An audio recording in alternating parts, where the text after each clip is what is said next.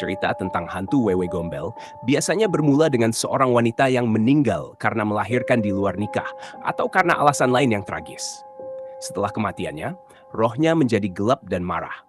Sering kali mencari balas dendam atau mencari anak-anak untuk menemani di alam baka. Beberapa versi cerita menceritakan bahwa dia dapat muncul dalam bentuk wanita cantik untuk menarik perhatian anak-anak. Cerita ini sering jadi cerita rakyat yang digunakan untuk mengingat anak-anak agar patuh dan waspada terhadap bahaya di sekitar mereka. Tanda-tanda adanya keberadaan hantu wewe gombel sering dikaitkan dengan kejadian-kejadian mistis atau kejanggalan di sekitar tempat-tempat tertentu.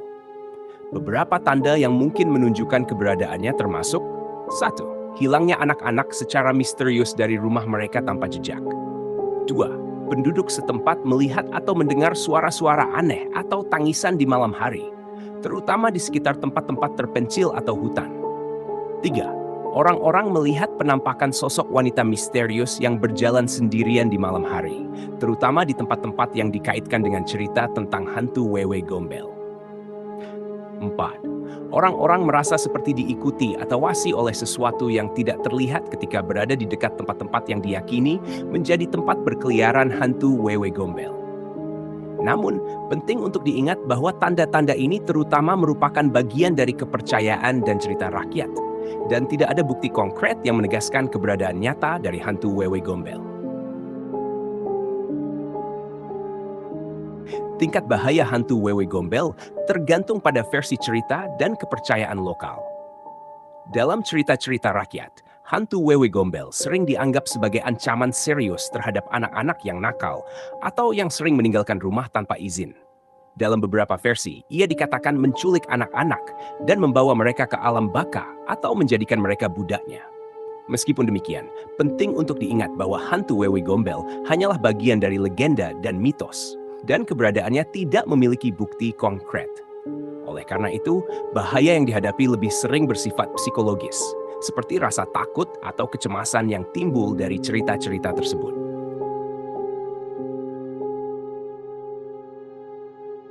Meskipun hantu wewe gombel hanya ada dalam cerita rakyat dan mitos, beberapa orang mungkin merasa nyaman dengan melakukan beberapa tindakan untuk mengusir atau merasa lebih aman secara psikologis.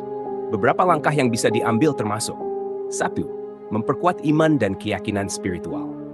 Bagi yang religius, memperkuat iman dan berdoa dapat memberikan rasa perlindungan dan ketenangan.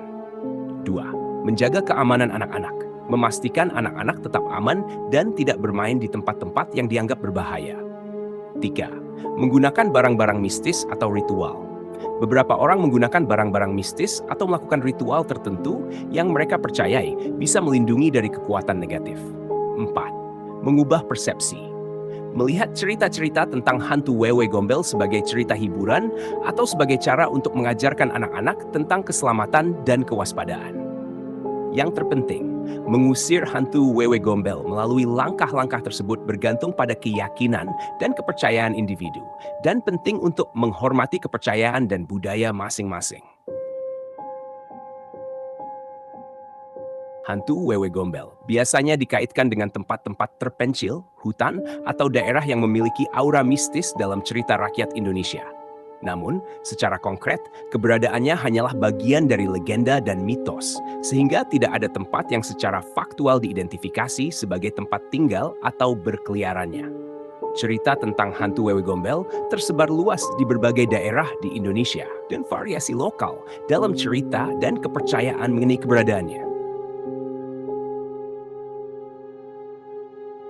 Meskipun hantu wewe gombel sering dikaitkan dengan aktivitas pada malam hari, dalam beberapa cerita ada yang mengklaim bahwa dia bisa muncul baik siang maupun malam hari.